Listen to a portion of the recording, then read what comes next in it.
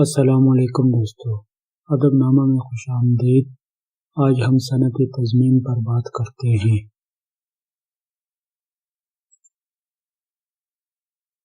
صنعت تضمین، تضمین کا لفظ ضمن سے مشتق ہے، جس کے لغوی معنی ملانا، ضامن کرنا، پناہ میں لینا یا شامل کرنے یا کسی شے کو دوسری چیز سے ملا دینے کا عمل وغیرہ کے ہیں۔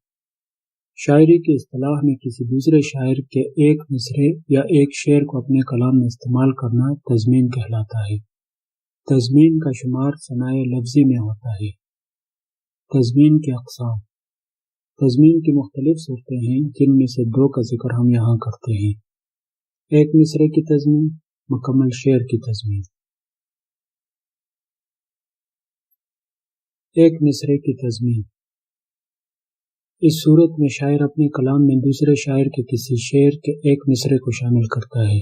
مثلاً، غالب اپنا یہ عقیدہ ہے کہ بقول ناسخ آپ بے بہرہ ہیں جو معتقد میر نہیں۔ اس شعر میں دوسرا مصرعہ امام بخش ناسخ کا ہے، جس کو غالب نے اپنے کلام میں تضمین کیا ہے۔ دوسری مثال دیکھتے ہیں۔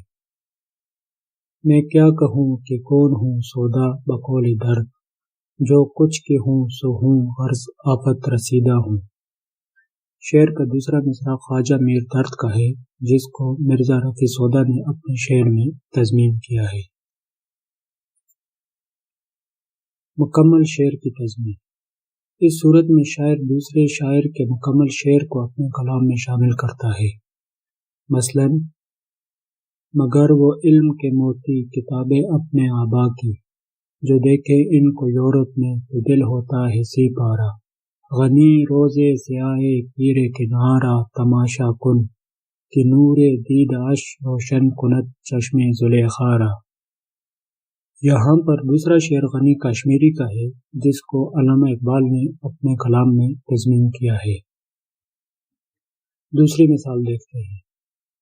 جا بسا مغرب میں آخر اے مکان تیرا مکی، آہ مشرق کی پسند آئی نہ اس کو سرزمین، آ گیا آج اس صداقت کا میرے دل کو یقین، ظلمت شب سے ضیاء روز فرقت کم نہیں، تاز آغوش بداعش داغ حیرت چید است، ہمچو شمع کشتہ در چشم نگاہ خوابید است۔